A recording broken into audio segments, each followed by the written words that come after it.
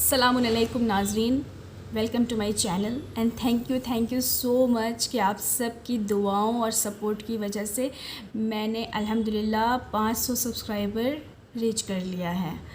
और मैं उम्मीद करती हूँ कि आप सब मेरे साथ ऐसे ही जुड़े रहेंगे और ऐसे ही मुझे सपोर्ट करते रहेंगे ताकि मैं आपके सामने इसी तरह कंटेंट लाती रहूँ, अच्छी अच्छी टॉपिक्स पर हम लोग बात करते रहें। और थैंक यू सो मच। अल्लाह आप सबको खुश रखे, अल्लाह आप सबको अच्छा रखे और मेरी इतनी हौसला अफजाई के लिए बहुत बहुत शुक्रिया। आज जिस टॉपिक पे मुझे बात करनी है वो बहुत ही अहम टॉपिक है और उससे हम सब परेशान हैं। ये एक ऐसा मसला है जिससे सबसे ज़्यादा जो इफ़ेक्ट हो रही है वो हमारा यूथ हो रहा है और हमारे जो बिल्कुल ज़ईफ़ लोग हो चुके हैं, बुज़ुर्ग हो चुके हैं, ओल्ड हो चुके हैं, वो लोग इससे इफ़ेक्ट हो पा रहे हैं। जो मसला है वो ये है एंजाइटी, डिप्रेशन, स्ट्रेस। और इसका जो चौथा स्टेप होता है वो होता है सुसाइड। आज ये एक इतना बड़ा मसला हो चुका है कि हम इससे कैसे निकलें हम ये समझ नहीं पा रहे हैं। हम इस एंजाइटी से, स्ट्रेस से, डिप्रेशन से कैसे निकलें, इससे हमको कोई राह नज़र नहीं आ रही है कि किस तरह से हम लोग उससे बाहर निकलें। अक्सर हमारे जो 15 साल से लेकर 25 साल के लोग हैं उनके अंदर ये ख़ास तौर पे चीज़ें पाई जा रही हैं। फिर उसके बाद सुसाइड टेंडेंसी हो रही है और सुसाइड के केसेस, जो कि बहुत बुरी बात है, वो बहुत तेज़ी से बढ़ रहे हैं। अल्लाह ने ख़ुदकुशी को हराम करार दिया है। ख़ुदकुशी को हराम करार देने की जो सबसे बड़ी वजह है वो ये कि अल्लाह कहते हैं कि तुम मुझसे नाउम्मीद मत हो, मेरी रहमत से उम्मीद लगा के रखो। आज हम जो एंजाइटी के, स्ट्रेस, डिप्रेशन के इतने ज़्यादा शिकार हो रहे हैं उसकी कहीं ना कहीं वजह ये भी है कि हम अल्लाह पर से हमारा भरोसा कहीं ना कहीं हट रहा है। कहीं ना कहीं हमें ये लग रहा है कि अल्लाह कुछ ठीक नहीं कर पाएगा, अस्तगफिरुल्लाह, जबकि उसने वादा किया है कि तुम मुझसे मांगो मैं तुम्हें अता करूँगा। हो सकता है कि आजमाइश का दौर थोड़ा लंबा हो जाए, हो सकता है कि परेशानियों का दौर थोड़ा तकलीफ़ दे हो जाए, लेकिन मैंने ऐसे लोगों को भी देखा है जिन्होंने मुश्किल हालात में भी मुस्कुरा के उन सारे हालात को फेस किया है। देखिए क्या होता है ना, हम सबसे ज़्यादा परेशान कब होते हैं? जब हम किसी सिचुएशन में होते हैं, जब हम किसी हालात में होते हैं। हम जब खुशी वाले हालात में होते हैं उस वक्त हमें फ़ील नहीं होता, लेकिन जब हम मुश्किल वाले हालात में होते हैं ना, मुसीबतों में होते हैं, आजमाइशों में होते हैं, उस वक्त हमें ये महसूस होता है कि ये जो हालात हैं ये कभी ख़त्म नहीं होंगे, हम हमेशा इसमें ही रह जाएंगे। मैं समझ सकती हूँ, ये एक बहुत ही हम सब गुज़रे हैं, मैं भी गुज़री हूँ। मेरे लाइफ में भी एक फ़ेज़ आया था जहाँ पे मुझे ये लगता था कि अब बस ज़िंदगी ख़त्म है और यहाँ से कुछ भी नहीं हो सकता। हम सब ज़िंदगी में परेशान होते हैं, हर रोज़ नया चैलेंज आता है हमारे लिए। मौला कायनात ने कहा है मोमिन वो है जो हर 40 दिन पर किसी न किसी मुसीबत में गिरफ़्तार हो जाए। ठीक है, तो छोटी मोटी मुसीबतें आती रहती हैं, बड़े स्ट्रगल्स भी आते रहते हैं। जहाँ पर हमारे लिए सबसे ज़्यादा इम्पॉर्टेंट ये है कि जब कोई सिचुएशन खुदावंद आलम हमें दे रहा है उस वक्त हम अल्लाह की ज़ात से नाउम्मीद ना हो। ये ना सोचें कि अल्लाह जो है वो हमें इसी सिचुएशन में रख देगा, इससे बाहर नहीं निकालेगा। ऐसा बिल्कुल भी नहीं है। वो एक फ़ेज़ होता है, वो 10 साल का भी हो सकता है, वो 20 साल का भी फ़ेज़ हो सकता है, वो 25 साल का भी फ़ेज़ हो सकता है। लेकिन हमें ये समझना पड़ेगा कि ये दुनिया आर्जी है, ये दुनिया फ़ानी है, ये कुछ दिनों की चीज़ है। असल जो हमारा मकसद होना चाहिए वो क़यामत होना चाहिए, अल्लाह के आगे जब हम पेश होंगे वो होना चाहिए। फिर भी कुछ ऐसी चीज़ें होती हैं जो हम सोचते हैं कि इस दुनिया में भी कुछ एंजॉय करें, ज़िंदगी को एंजॉय करें, समझे। देखिए, ज़िंदगी को अगर हम एंजॉय करना चाहते हैं उसका सबसे आसान तरीक़ा ये है कि अल्लाह ने जो कुछ भी हमें दिया है हम उस पर शुक्र करें। अब हमारा सवाल ये उठता है कि हमारे पास तो कुछ भी नहीं है, क्या वाकई हमारे पास कुछ नहीं है?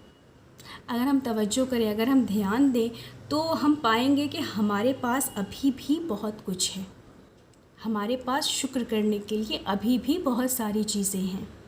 ठीक है, हम लोग जब डिप्रेशन में आ जाते हैं, जब स्ट्रेस में आ जाते हैं तो हमें कुछ भी अच्छा नहीं लगता, कोई भी चीज़ सेटल होती हुई नज़र नहीं आती। वहीं पर हमको ज़रा तज्ज़िया करने की ज़रूरत है, पुरुम्मीद होने की ज़रूरत है। दर हकीकत हम डिप्रेशन में क्यों आते हैं? इसलिए आते हैं कि हमारे फ़ैसले सही साबित नहीं हो पाते, हम जो अपनी लाइफ में डिसीज़न लेते हैं वो सही साबित नहीं हो पाते। वो कोई सा भी हो सकता है, वो शादी का हो सकता है, वो इन्वेस्टमेंट का हो सकता है, वो जॉब का हो सकता है, वो किसी स्ट्रीम का हो सकता है, वो इसका भी हो सकता है कि हमने सही फैकल्टी नहीं चुनी, वो इसका भी हो सकता है कि हमने सही सब्जेक्ट नहीं लिया। ठीक है, आजकल ये भी है कि हम सही रिलेशन में नहीं रहते। ये भी एक बहुत ही बड़ा मसला है आजकल हमारी यूथ के लिए, हम सब के लिए बड़ा मसला है। तो वहाँ के ऊपर instead of suicide, instead of depression, अगर हम इस चीज़ पर गौर करें कि कैसे हम उसको ठीक कर सकते हैं। ठीक है, क्योंकि फ़ैसला तो हमने ले लिया और जानवर और इंसान में अक्ल का ही फ़र्क है।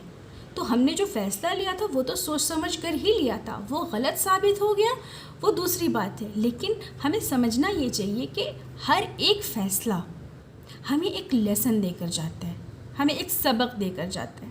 तो अगर हम ये सोचें कि ये फ़ैसला हमारे लिए गलत साबित हुआ तो हम इस बात पे तवज्जो करें कि आइंदा हम ऐसे फ़ैसले नहीं लेंगे, आइंदा हम इस तरह से ये काम नहीं करेंगे।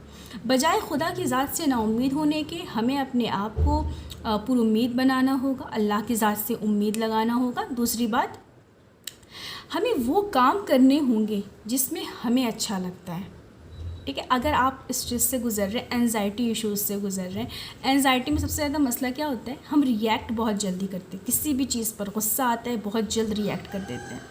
वहाँ पर जब कभी बहुत तेज़ गुस्सा आए ना, तो वहाँ पर हमको ये समझना है कि अभी खामोश रहना है। देखिए, गुस्सा जब आता है उस वक्त खामोशी गुस्से से लड़ने का सबसे बेहतरीन हथियार होती है। तो उस वक्त हमको खामोश रहना है जब गुस्सा आ रहा है। उस वक्त एंजाइटी कहाँ से स्टार्ट होती है, जब हम ओवर रिएक्ट कर देते हैं, हमको लगता है हमने गलत कर दिया, ठीक है, या हमारे साथ गलत हुआ, लेकिन अब हम उस चीज़ को एडमिट नहीं करना चाहते, हम अपनी गलतियों को एडमिट नहीं करना चाहते, हम एडमिट नहीं करना चाहते कि हाँ हमसे गलती हो गई। ठीक है, उसकी वजह से हम और गलतियाँ करते चले जाते हैं। अब एंजाइटी इशू हुआ, पहले एंगर आया तो हमने रिएक्शन दिया, रिएक्शन आया, डिप्रेशन हुआ, अब उसके बाद से हम कंटिन्यू डिप्रेशन की सिचुएशन में चले जाते हैं। यहाँ पर हमारे लिए सबसे ज़्यादा ज़रूरी ये है कि अपनी गलतियों को मान के अपोलॉजी कर ले, माफ़ी मांग लें। कोई बुरी बात नहीं है माफ़ी मांग लेना। अब हम ये सोचते हैं कि माफ़ी मांगेंगे तो हमारी हार हो जाएगी, हरगिज़ नहीं, हमारी हार हरगिज़ नहीं होगी। अगर माफ़ी मांगने वाली सिचुएशन नहीं है तो यहाँ पर हमको तवज्जो इस बात पे करनी चाहिए कि हम उस एक्शन को दोबारा रिपीट ना करें। ठीक है, कभी कभी कोई इंसान हमें बहुत असर डालता है, किसी इंसान का होना ना होना, उसका बोलना हमारे जहन पे तारी हो जाता है। तो वहाँ पे हमको इस बात को समझना ज़रूरी है कि कोई भी इंसान खुदा से बड़ा नहीं है, कोई भी इंसान अल्लाह से बढ़कर नहीं है। ठीक है, कोई भी इंसान हमारे जन्नत और जहन्नम का फ़ैसला नहीं कर देगा। तो हमको राज़ी किसको करना है, अल्लाह को करना है। ठीक है, तो इंशाअल्लाह मैं अगली वीडियो में इस टॉपिक पर और भी रोशनी डालूँगी और मैं आपको अगली वीडियो में ये बताऊँगी कि हम एंजाइटी और डिप्रेशन से निकल कैसे सकते हैं। ठीक है, उम्मीद है आपको मेरा वीडियो पसंद आया होगा। अगर आपको मेरा वीडियो पसंद आया है तो प्लीज़ मेरे चैनल को सब्सक्राइब करें और अपने लोगों के साथ शेयर करें, मुझे अपनी दुआओं से नवाजें। Thank you so much. अस्सलामु अलैकुम रहमतुल्लाहि व बरकातुहू।